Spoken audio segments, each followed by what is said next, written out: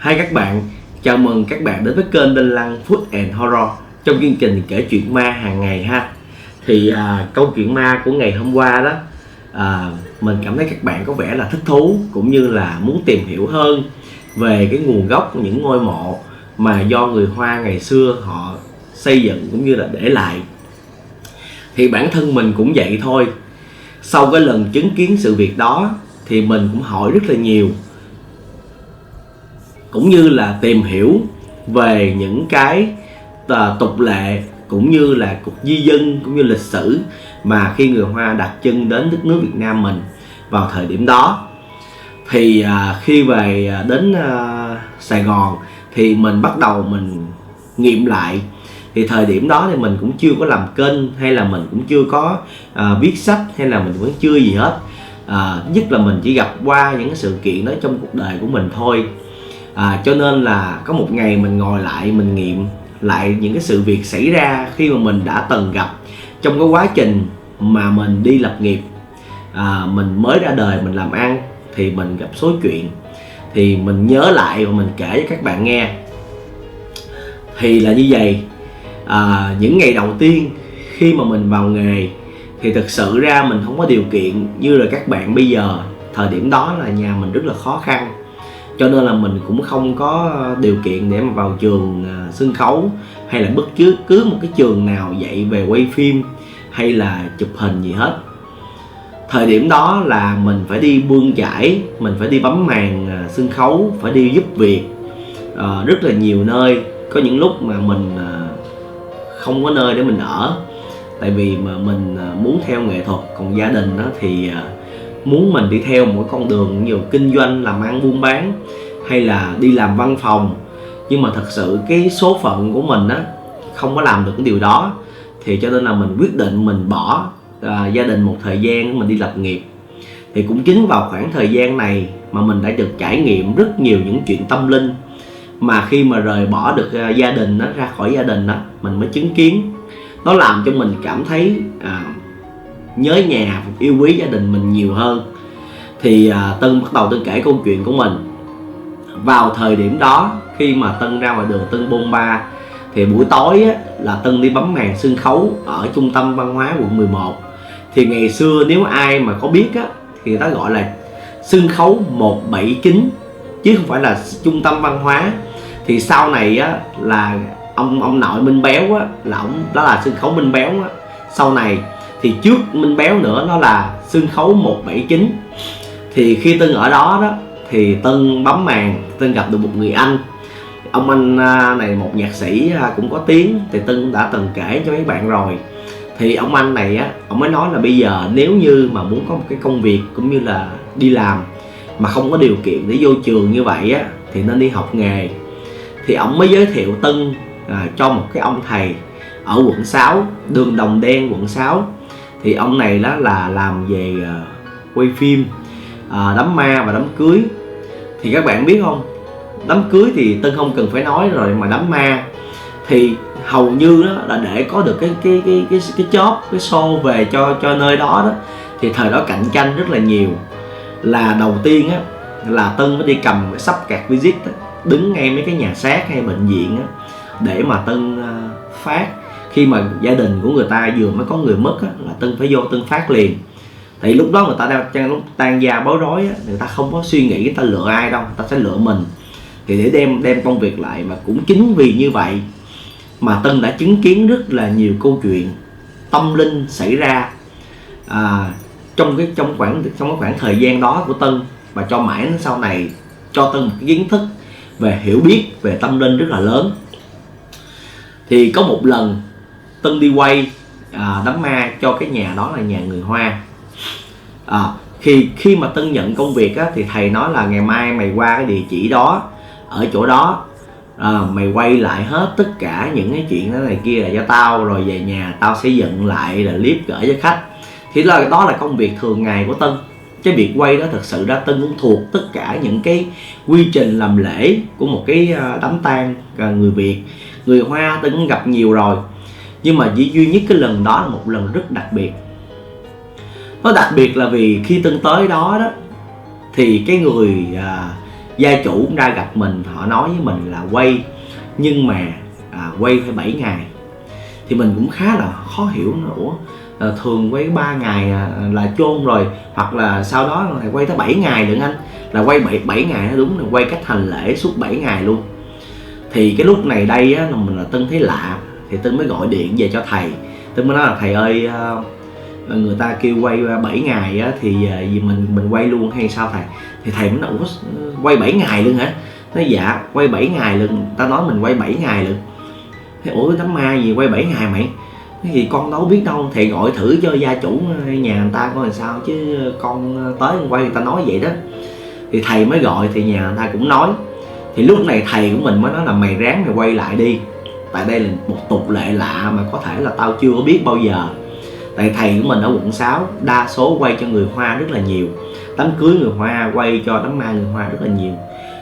Thì lần đó thầy mới nói như vậy, thì mình mới quay lại, mình mới để ý cái buổi lễ đó.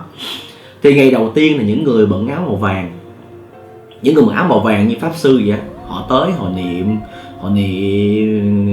gì đó. Thì cái buổi lễ nó diễn ra rất là bình thường. Đến ngày thứ hai thì những người áo vàng nó lại vòng lại và bắt đầu niệm thì Tân cũng cảm thấy nó bình thường, nó cũng không có cái gì hết. Thì người ta cũng tới viếng rồi, có điều là trống chiên kèn này là của người Hoa chứ không phải là người Việt mình. Những cái bài thổi trong đó là mình cũng không hiểu là ta thổi nhạc gì, mình chỉ biết là nhạc người Hoa. Nếu các bạn có coi phim người Hoa bạn sẽ thấy cái trống chiên họ nhỏ, cái kèn họ nhỏ, tét rất là nhỏ. Thì sang ngày thứ ba thì bắt đầu những người mặc áo xám tới. Nhưng mà mặc áo xám tới thì họ có vẻ nghiêm trọng hơn là những người áo vàng. Và họ đến đó đến ngày thứ tư và ngày thứ 5, tức có nghĩa là đã 5 ngày. Và đến ngày thứ 6 thì bỗng nhiên những người đó bận đồ bắt quái mà áo màu đen tới. Và họ có những cây kiếm đồng, tiền. Thì lúc này đây Tân cũng thấy lạ. Và một phần nữa là Tân ngồi kế bên cái tại vì cái người quay phim á phải ngồi kế bên cái hòm. Thì khi khách vô á, là mở đèn lên là mình quay cái người khách, cái người ta tới ta xá lại cái hòm. Cho nên là người quay phim của Tân lúc nào cũng ngồi kế bên hết. Vì Tân là phải đi kiếm tiền mà. Một lần quay vậy thầy trả Tân là có 20.000 thôi. 7 ngày Tân cũng được 140, cũng khá. Còn cơm ngày 3 bữa đó thì là gia đình đám ma ta cho Tân ăn. Thì cuộc sống Tân kiếm sống thôi. Thì Tân thấy rất là lạ. Nhưng mà có một điều đặc biệt là không hiểu lý do tại sao Tân ngồi đó thì Tân không có nghe mùi gì hết. Nhưng mà những người xung quanh họ nghe mùi hôi. Họ nghe một cái mùi hôi rất là hôi. Thì ở ngoài ta hỏi là có đổ trà vô trong hòm chưa, thì mấy người trong nhà đổ nhiều lắm rồi. Mà họ nói rất là sợ, họ nói có vẻ rất là sợ hãi. Họ nói là đổ nhiều lắm rồi mà sao nó vẫn có mùi. Thì thầy ở ngoài, thầy Pháp ở ngoài ta chứng. Thì lúc này Tân thấy rất là rõ cái buổi lễ ngày hôm đó rất là kỳ. Thì là người thầy Pháp đó mới nói là bây giờ phải bưng lên cái miếng đất mà gia đình đã chọn. Bưng lên miếng đất gia đình đã chọn và lập tức pháp táng. Thì đây là cái từ đầu tiên Tân nghe rất là lạ. Tại nào giờ là hỏa táng và đi an táng. Và đây là lần đầu tiên Tân nghe từ pháp táng. Và làm mộ theo kiểu tìm đình nguyệt. Đó thì Tân nghe 3 từ tìm đình nguyệt hay là tình đình nguyệt gì đó. Thì Tân cũng không có rõ, tại vì mình không phải là người Hoa, mình không có rõ. Thì lúc này khi mình nghe cái đó, cái mình phải gọi về cho thầy của mình liền. Mình gọi về cho thầy mình, tại cách lễ nó lạ. Bình thường lễ này bà bạn là Tân hiểu hết, mà lễ nó lạ gọi thầy ơi bây giờ tự nhiên người ta đòi đi liền. Mà bây giờ con có một máy quay à, bây giờ thầy phải hỗ trợ liền để quay 2 máy. Tại bắt buộc một khi mà đã đi chôn là bắt buộc phải 2 máy, chứ một máy là chạy theo không nổi. Tại một máy còn lại trong nhà có nhiều người á, người ta cầm cái bát hương người ta đập bụp một cái là cái hòm bưng ra ngoài, lại ngoài hẻm 3 cái. Thì ở trong nhà đập bát hương là phải quay được cái đó. Thì ở ngoài lúc mà bưng hòm ra phải là một người, và ở trong nhà phải là một người, để thay phiên nhau mà quay đủ các cái cảnh. Nhưng mà Tân luôn là cái thằng ở lại, tại vì Tân sẽ thu dọn đèn nữa. Thì thầy Tân bắt đầu phóng xe qua, thì chỗ đó cũng gần, thầy Tân mới đẩy xe qua. Thì thầy Tân quay cái cảnh đưa hòm ra ngoài. Thì Tân quay ở bên trong là người ta không có đập bát hương mà người ta bày trận đồ. ở trong cái nhà đó, ta bày trận bát quái trong nhà đó thì người ta không cho Tân quay, ta nói cái này không cần quay để cứ đi theo cái đám ma, thì Tân mới đi theo đến đó đó thì Tân mới thấy rất nhiều chuyện lạ xảy ra ngay cái chỗ mà mình là chôn ta. Tân mới hiểu pháp tán với tìm định nguyệt là cái gì. Pháp tán có nghĩa là cái nhà này muốn cho gia chủ của mình á, muốn cho gia đình của mình thịnh vượng, là con cháu làm ăn đầy đàn, cho nên họ bày cái trận họ chôn. Là pháp tán là chôn cái hòm đứng xuống, chứ không phải là chôn nằm, mà là thả cái hòm đứng nha, là chôn đứng.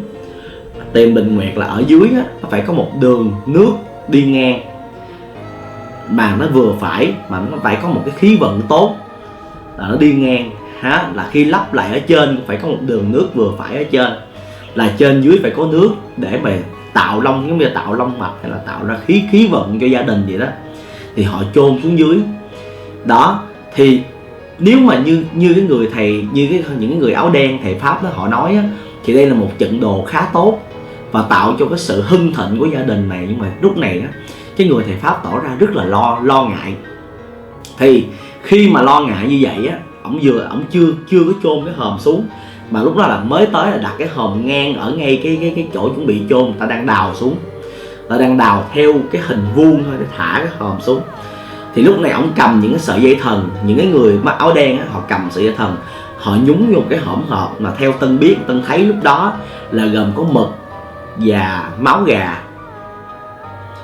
Mực tàu xay ra và máu gà họ nhuộm vô, sau đó họ kéo căng cái sợi đó ra, họ ịnh lên cái hòm, ịnh ở dưới hòm, trên hòm, ngang giống như người ta đang gói cái đòn bánh tét vậy đó. Những cái đường gói bánh tét sao thì họ in cái hòm y chang vậy, họ quấn cọng dây đó, mà họ dùng một cái từ là bắn dây thần hay là bắn mực hay bắn máu gì đó, họ gói lại hết tất cả, sau đó họ để những lá bùa, họ trứng tất cả đó luôn. Họ bắt đầu họ để cái hòm dựng đứng lên, họ câu, họ đưa xuống cái hòm đó, họ lắp lại. Thì khi mà lắp lại được một thời gian thì cái buổi lễ khi mà về nhà quay lại cũng như là edit tất cả mọi thứ, thì khi mà gửi gia chủ nhà ta cũng rất là ok. Nhưng mà tại sao Tân dùng cái từ là mộ quỷ? Thì lúc này đây mới có chuyện xảy ra. Thì chỉ trong vòng có 1 tháng thôi mà gia đình này liên tục mất 3 người, có nghĩa là trùng tan. Thì Tân lại một lần nữa tới đó Tân quay, và lúc này thật sự bạn hiểu không, mình đã quay đó 1 lần mà bây giờ quay thêm 3 lần nữa là mình hiểu đó là điềm không tốt. Mà thầy của mình cũng nói là chết rồi, có cái điềm gì không ổn. Thì sau 3 lần đó Tân thấy cái người thầy pháp á, họ mới nói chuyện gia chủ sau đó, mà cái mặt cái người trong gia chủ rất là buồn. Tại vì họ mất đến 2 người con trai ruột và một người cậu gì đó trong nhà đó. Thì ông này ông mới quyết định, ông gật đầu đó, mình thấy cảnh gật đầu thôi. Thì hôm sau á là bóc cái phần mộ ra là họ làm cái gì trong đó, và họ hỏa thiêu, họ đem đi hỏa thiêu luôn, họ lắp cái mộ lại luôn, và họ làm thêm trứng nó một lần nữa, và họ đem nó đi. Thì Tân có dịp đó, lúc này Tân mới có dịp ngồi lại gặp cái ông thầy pháp đó, mà Tân nói chuyện là tại vì 4 lần Tân quay đó, và tất nhiên là cũng biết mặt nhau. Tân mới hỏi là thầy cho con hỏi là cái chuyện gia đình này sao mà như vậy. Thì ông mới nói là gia đình này á là muốn làm cái trận đồ pháp này để gia con cháu hưng thịnh, nhưng mà cái miếng đất này là cướp của người ta, cho nên á là cướp như thế nào. Cái miếng đất này là cái miếng đất cướp của người ta, là vì xung quanh cái miếng đất này có rất nhiều những ngôi mộ, nhưng mà những ngôi mộ xung quanh đây họ cũng đều có gia đình và con cháu. Thì cái 4 trận này á là vì cái gia đình này kêu á, khi mà 4 cái trận này thì mọi cái sinh khí á, chảy á, đó là đều đi về cái mộ chính này hết, cho nên tạo ra cái sự gọi là oán than cái những cái mộ xung quanh. Thì bắt đầu á cái nghiệp á nó lưu truyền cho cái khí này, nó thành là tà khí và ma khí, nó đi vô cái mộ này, và nó làm cho cái ông mà cái ông mất đầu tiên á, nó làm cho ông trở thành quỷ. Mà khi trở thành quỷ á, ông sẽ oán hận. Tại vì ổng muốn chết một cách bình thường để ổng đi thành tiên, ổng đầu thai, nhưng mà gia đình cố tình làm vậy để cho ổng hưng thịnh, nhưng mà làm không đúng, làm trên nghiệp quả. Có nghĩa là gia đình mình tốt nhưng mà hàng trăm hàng ngàn gia đình xung quanh đó là họ phải chịu thiệt, họ không được giàu có. Tại vì bao nhiêu cái may mắn của những gia đình xung quanh nó đi về cái mộ này hết. Cho nên cái oán hận của những cái vong hồn xung quanh nó lớn quá, và nó tạo ra tà khí đi theo cái đường mạch nước này, nó vào mộ và ổng trở thành quỷ. Và đầu tiên khi trở thành quỷ, ổng rất là oán hận. Ổng oán hận là tại vì ổng không thể siêu thoát, thành quỷ nó không siêu thoát được. Cho nên việc đầu tiên là ổng về ổng giết hết người trong gia đình trước cái đã. Ổng phải giết người trong gia đình hết, để tại sao mà tụi bay hại tao như vậy á. Ổng về ổng giết người trong gia đình. Cho nên người thầy pháp này phải lập tức là khi mà vừa chôn người thầy pháp này cũng đã nhìn thấy rồi, đã nhìn thấy trước sự việc rồi, ổng mới dùng cái dãy dây á, nhúng với lại máu gà mà để niêm phong cái hòm lại. Vì ổng nói tối á, nếu như không niêm phong kỹ á, là tối cái dòng cái con quỷ nó sẽ ra được. Mà thật sự ổng nói lúc mà mở cái hòm ra để mà làm phép á, để chứng á, là cái móng tay nó dài ra luôn các bạn. Móng tay của xác ông nó dài ra luôn. Phải dùng rượu cũng như là nếp á, dùng rượu với nếp trắng á, nếp mà làm xôi á, mà phải còn sống, pha một đầy rượu của họ bỏ vô trong đó để mà hỏa thiêu cái xác này, và mãi mãi đem về cái nhà của ông pháp sư này, ông chứng luôn, chứ không phải là đem đi chôn bình thường nữa. Tại vì chôn vô bất cứ nơi đâu thì dùng đất nó trở thành đất xấu. Mà cái câu chuyện này làm cho mình rất là khó hiểu, và mình cũng rất là sợ, nhưng mà mình tin nó là thiệt. Tại vì về sau nữa Tân có đi nhiều nơi nhiều nước, thì Tân cũng có biết là người Hoa họ có nhiều cái cách mà bày bố trận, cũng như là tạo ra long mạch cho gia đình họ hưng thịnh. Nhưng đôi khi á, là họ tạo ra một cái sự trận đồ sai, nó tạo ra oán hận của những cái người khác mà trở thành quỷ. Đó, thì qua cái câu chuyện này là một câu chuyện mà Tân cảm thấy khá là tâm linh và lạ, và nó dẫn Tân đến nhiều câu chuyện khác còn ghê hơn sau đó nữa, mà Tân sẽ kể với các bạn trong chương trình của lần sau. Các bạn nhớ đăng ký, like, share và giới thiệu kênh nhiều hơn nữa, để cho có một cộng đồng càng ngày càng lớn mạnh, cũng như yêu thích những câu chuyện kinh dị, những loại bùa ngải ở khắp nơi mà Tân đã từng đi qua, chứng kiến và nhìn thấy trong quá trình mình lập nghiệp cho đến bây giờ. Rất cảm ơn các bạn đã dành thời gian theo dõi kênh, và đừng quên 8 giờ của Chuyện Chủ nhật sẽ là tiếp theo phần 2 của tiểu thuyết của Tân, do Tân viết, cũng là về tâm linh, âm dương lộ, là kinh dị. Chúc các bạn một ngày thật vui vẻ ha. Và bây giờ bye bye, hẹn gặp lại.